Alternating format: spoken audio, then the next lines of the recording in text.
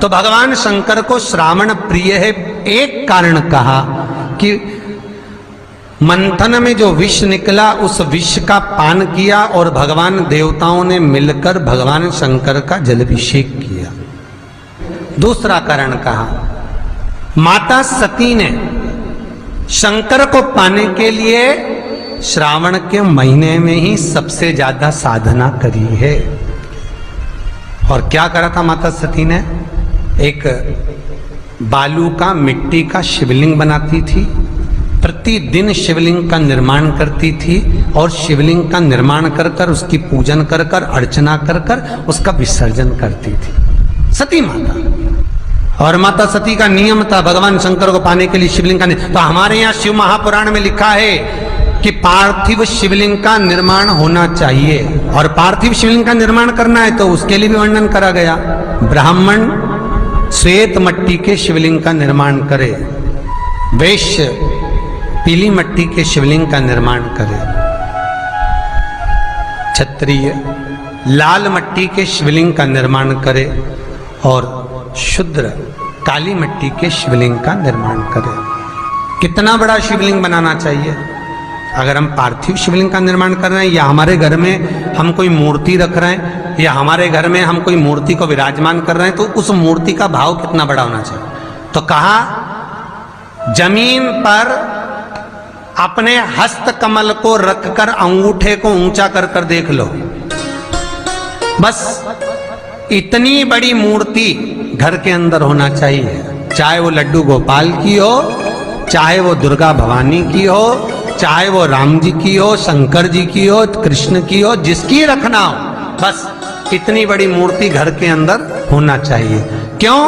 इससे बड़ी अगर मूर्ति होती है तो जैसे मंदिर में सेवा होती है उतनी सेवा की उसको जरूरत पड़ती है, और अगर इससे छोटी मूर्ति होती है, जितनी छोटी होगी उतनी सेवा कम करना पड़ती है। तो मूर्ति जितनी छोटी होगी उतना सुख प्रदान करेगी, उतना आनंद देगी। पर श्रावण के महीने में यदि आप रोज शिवलिंग नहीं बना सकते तो पूरे महीने में एक बार शंकर का शिवलिंग का, पार्थिव शिवलिंग का निर्माण करना चाहिए, जरूर करना चाहिए। और पार्थिव शिवलिंग का निर्माण कर कर उसकी आराधना, उसकी अर्चना, उसकी पूजन करना चाहिए। नमः शिवाय, ओम नमः शिवाय, ओम नमः शिवाय, नमः शिवाय। पार्थिव शिवलिंग का जब भी निर्माण करें, किसी थाली में या पात्र में, जिसमें भी आप निर्माण कर रहे हैं, उस पार्थिव शिवलिंग को बनाने से पहले उसके अंदर, पात्र के अंदर एक बेलपत्र रखे। बेलपत्र क्या? आपको कथा में कल कहा था, बेलपत्र का वृक्ष माता पार्वती के नयन अश्रु से प्रकट हुआ है, और रुद्राक्ष का वृक्ष शंकर भगवान के नयन अश्रु से प्रकट हुआ है। तो बेलपत्र रखकर फिर उसके ऊपर शिवलिंग का निर्माण करें, फिर उसके ऊपर शिवलिंग, उसका लाभ आनंदित होगा, उसका सुख आनंदित होगा,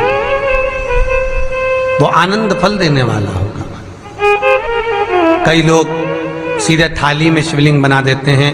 माता पार्वती के हस्त कमल पर शिवलिंग का निर्माण है महाराज, हस्त कमल सुख देने के लिए। तो भगवान शंकर के शिवलिंग का निर्माण करें। माता सती ने भी किया। यही श्रावण के महीने में माता सती शंकर भगवान के शिवलिंग का निर्माण करती है, पूजन करती है, अर्चना करती है। फिर शाम के समय उस शिवलिंग को मस्तक पर स्पर्श कर कर जलाशय में, कुंड में, जल में, बावड़ी में, कुएं में, तालाब में उसका विसर्जन करती है मां। दूसरा कारण कहा, सती शंकर को इसी श्रावण में रिझाई थी, इसलिए शंकर को श्रावण अति प्रिय है। कि पहले आती है नवमी, फिर आवेगी एकादशी, देवसोनी। तो भंडारिया नवमी का मतलब क्या होता है?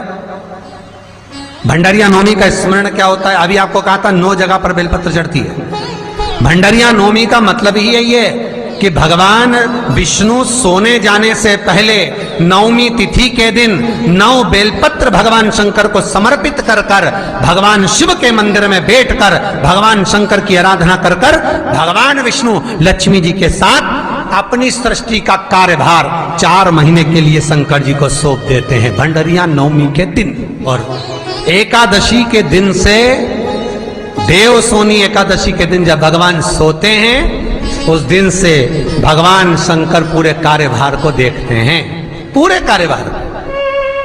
जब कार्यभार सौंपा गया, भगवान शंकर सृष्टि का संचालन करने लगे, तब ब्रह्मा और विष्णु ने आकर शंकर जी की आराधना यही श्रावण के महीने में करी थी कि आपने पूरा कार्य अच्छे से संभाला, इसलिए शंकर को श्रावण अति प्रिय है।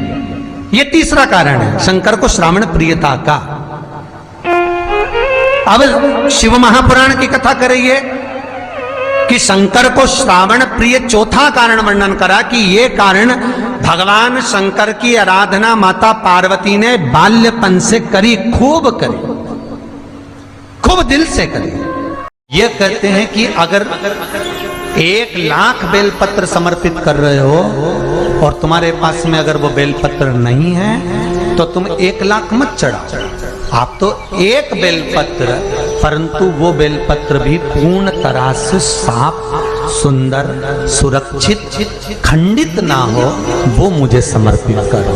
एक चावल का दाना चढ़ाओ पर वो खंडित ना हो, एक फल चढ़ाओ वो खंडित ना हो, एक पुष्प चढ़ाओ वो खंडित ना हो। शिव कहते हैं मेरे हाथों से मेरा पुत्र खंडित हो गया था, उस दिन से मैंने वचन दिया है माता पार्वती को कि खंडित वस्तु स्वीकार नहीं करूंगा और ना खंडित दूंगा। शायद इसीलिए ये चरित्र कथा है कि जिस नारी का गर्भ 2-3 महीना ठहरने के बाद में गर्भ गिर जाता हो, 4 महीना ठहरने के बाद गर्भ गिर जाता हो, गर्भ बच्चा पूर्ण नहीं होता हो, या बच्चा कहीं शरीर के अंदर डॉक्टर कह रहे हैं सोनोग्राफी में कि ये विकलांग है, बच्चे के पाँव में या मुख में या शरीर में पानी भरा गया है, ये सुरक्षित नहीं होगा, ये बुद्धि से कमजोर होगा, या ये बच्चा ऐसा विकलांग होगा, तो उसी समय पर जैसे ही डॉक्टर ने कहा वैसे ही एक श्रीफल, और वो श्रीफल खंडित नहीं होना चाहिए, उस श्रीफल पर जो नारी है गर्भ से है, उस नारी का सिर से लेकर एड़ी तक एक लच्छा मतलब मोली मतलब नाड़ा जो हाथ में बांधते हो कलेवा, उसको नाप कर श्रीफल पर भगवान शंकर का नाम लेकर उस स्त्री का नाम और गोत्र बोलकर बांधकर भगवान शंकर के चरणों में ले जाकर रख दीजिए, फिर वो बच्चे की जवाबदारी शिव की हो जाती है, फिर शंकर की, क्योंकि शिव ने माता पार्वती को वचन दिया था कि मैं खंडित नहीं दे सकता। सारे देवताओं के मंदिर में नारियल फूटता है, हनुमान जी के मंदिर में नारियल फूटता है, राम जी के मंदिर में नारियल फूटता है, देवी जी के मंदिर में नारियल फोड़ा जाता है, पर शंकर जी के मंदिर में नारियल नहीं फोड़ा जाता। आखा की आखा दिया जाता है कि पूर्ण दीजिए, बेलपत्र पूर्ण दीजिए, फल पूर्ण दीजिए, एक चावल का दाना भी दे रहे हो तो पूर्ण दीजिए। उसमें एक और अच्छी बात है, बहुत ध्यान लगाकर सुनिएगा जरा। जितने आस्था चैनल पर सुन रहे हो, यूट्यूब पर सुन रहे हो, फेसबुक पर सुन रहे हो, या इस पंडाल में श्रवण कर रहे हो, बहुत सावधानी से ध्यान दीजिएगा। कभी श्रावण महीने में अगर आप शंकर जी के मंदिर में जाएं और शिव मंदिर किसी वृक्ष के नीचे हो, बट वृक्ष के नीचे हो, चाहे पीपल के वृक्ष के नीचे हो, चाहे वो आंवले के वृक्ष के नीचे हो, चाहे वो बेलपत्री के वृक्ष के नीचे हो, चाहे वो शमी के वृक्ष के नीचे हो, चाहे जिस वृक्ष, कोई भी वृक्ष के नीचे अगर कोई शिवालय है, शंकर जी का कोई मंदिर या शंकर जी का कोई शिवलिंग रखा हुआ, तो एक दुर्वा किसी भी श्रावण महीने में तुम जब भी किसी शिवालय में जाएं, जिस वृक्ष के नीचे शिवलिंग हो, उस शिवलिंग पर ये शिवलिंग रखा हुआ है, ये जलाधारी है। जलाधारी पर जहां शिवलिंग रखा हुआ है वहां कटी भाग है, कटी भाग माता पार्वती जी का हस्तकमल, उसके ऊपर रखा हुआ है शिवलिंग, सामने अशोक सुंदरी और भगवान शंकर के दोनों पुत्र गणेश कार्तिकेय, ऊपर से जल गिरता है जया, विषहारा, शामलीवारी, दौतली, देव, ये भगवान शंकर की 5 बेटियां। तो जो कटी भाग है, इस कटी भाग पर अगर मात्र एक दुर्वा समर्पित कर जिसकी किडनी या लीवर डैमेज हो रहा हो, काम नहीं कर रहा हो, या किडनी लीवर में कोई तकलीफ हो रही हो, या डायलिसिस चल रहा हो, तो मात्र एक दुर्वा उस कटी भाग पर श्रावण महीने में समर्पित कर कर उस दुर्वा के 7 टुकड़े कर कर 7 दिन प्रतिदिन सुबह के समय पर उसको चबाकर खा लेने पर या निगल जाने पर धीरे धीरे धीरे धीरे डायलिसिस बंद होने लगता है और किडनी लीवर अपना काम करना प्रारंभ कर देते हैं। एक दुर्वा, कितनी दुर्वा? एक दुर्वा, मात्र एक दुर्वा। शंकर भगवान पर चढ़े हुए जल जब नीचे की ओर आता है, जिस जगह पर जल गिरता है उस जगह पर मात्र एक दुर्वा अपनी कामना कर कर इस शरीर के सुख के लिए शंकर भगवान के जल गिरने वाले स्थान के पास में अवधूतेश्वर महादेव के नाम से रख दी जाती है, तो जिंदगी में कभी बड़ी बीमारी नहीं आती। उसी तरह इससे रोग को समाप्त करने के लिए दुर्वा का प्रयोग किया गया। आप लोगों ने पूर्व में जो शिव महापुराण की कथा कुबेरेश लोहा की धरा से करी थी, वो आप लोगों को ध्यान में होगा। दुर्वा कैसे उत्पन्न हुई थी, दुर्वा का महत्व क्या है, कितनी दुर्वा चढ़ाना चाहिए, कैसी दुर्वा चढ़ाना चाहिए, दुर्वा की उत्पत्ति कहाँ से हुई है, दुर्वा तोड़ने के बाद पानी में डालने के बाद फिर हरी हो जाती है, इसका क्या कारण है, दुर्वा गणेश जी को क्यों चढ़ाई जाती है, शंकर जी को दुर्वा किस स्थान पर चढ़ाई जाती है, ये सारी कथा आपको पूर्व में इसी कुबेरेश्वर बाबा के पावन धरा से सुना चुके हैं, जो टीवी पर डली हुई है। कभी आपने नहीं सुनी हो तो यूट्यूब पर से दुर्वा शिव महापुराण की कथा आप निकाल कर उसको श्रवण कर सकते। उसमें वर्णन किया है कि इस दुर्वा का महत्व क्या है, दुर्वा का क्या। मात्र एक दुर्वा शिवलिंग पर चढ़े हुए जल जहां से नीचे की ओर गिरता है, उस जगह पर मात्र अपने शरीर की कामना करते हुए भगवान से रोग मुक्ति के लिए एक दुर्वा अगर समर्पित कर दी जाए तो कोई बड़ी बीमारी जिंदगी में आ ही नहीं सकती, ग्रहण ही नहीं, मतलब ग्रसित नहीं कर सकती। श्रावण के महीने की श्रावण शिव महापुराण की कथा सुन रहे हैं। एक बात दिल से बताना, जितनी सौभाग्यवती माताएं होती हैं ये संक्रांति पर भी 13 चीजें दान करती हैं, 14 चीजें दान करती हैं। बीच में कोई 16 सोमवार का उद्यापन करेंगी तो भी सुहाग की सामग्री देंगी, उद्यापन करेंगी तो भी सुहाग की सामग्री देंगी, कोई कार्य करेंगी तो भी सौभाग्य की सामग्री देंगी। सौभाग्य की सामग्री का दान क्यों किया जाए, सौभाग्य सूचक वस्तुओं का दान क्यों किया जाए, सौभाग्य की वस्तुएं क्यों प्रदान करी जाती है, क्यों दी जाती है, उसका कारण क्या है।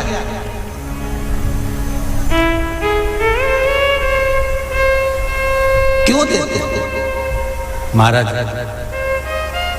भारत की भूमि की सौभाग्यवती माताओं का एक मन की अभिलाषा रहती है, भारत की भूमि की माताओं की एक अभिलाषा रहती है कि जब उसके प्राण छूटे तो अखंड सौभाग्य धारण करके पति के कंधे पर और पुत्र के कंधे पर शमशान कर।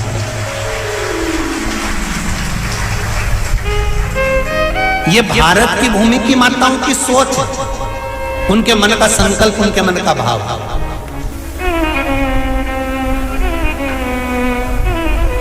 क्यों देते हैं चूड़ी का दान, क्यों देते हैं बिंदी का दान, क्यों देते हैं अखंड सौभाग्य का दान, किस महाराज?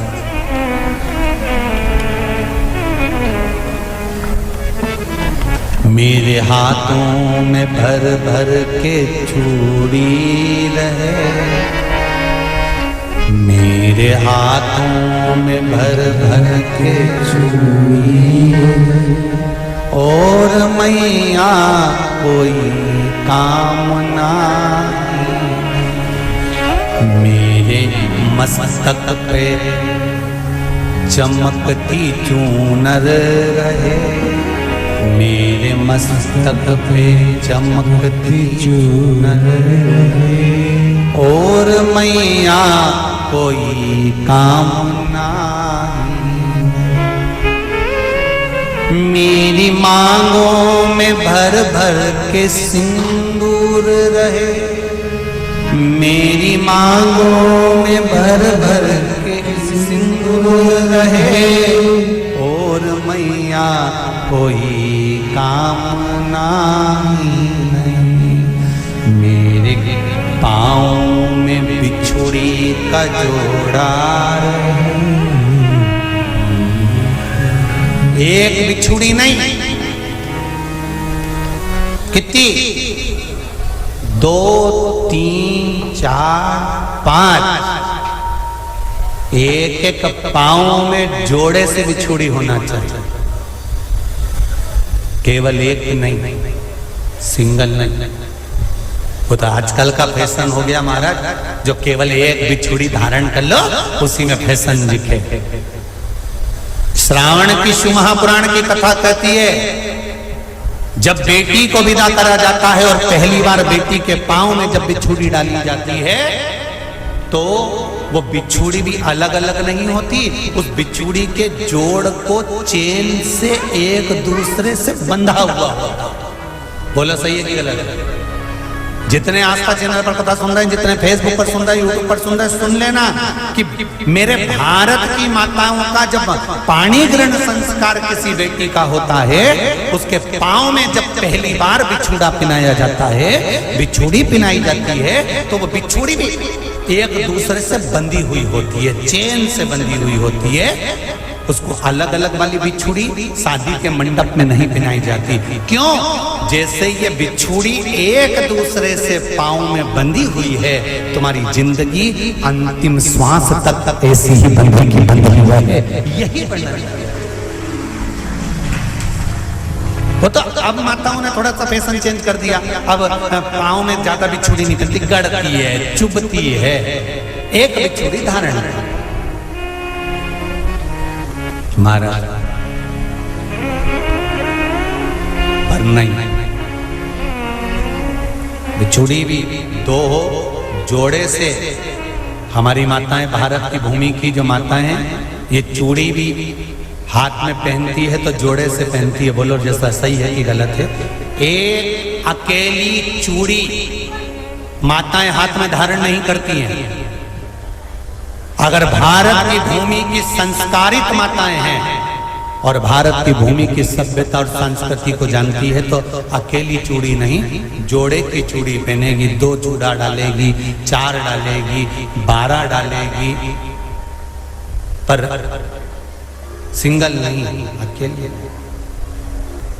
श्रावण के महीने की शिव महापुराण की कथा, जिसका नाम है श्रावण शिव महापुराण की कथा, ये कहती है कि पार्वती जी ने और गंगा जी ने ये चतुर्मास में जितना सौभाग्य का दान दिया है, उनके बराबर दुनिया का कोई व्यक्ति इतना सौभाग्य का दान नहीं दे सकता जो माता गंगा और पार्वती दोनों दान दे रहे हैं।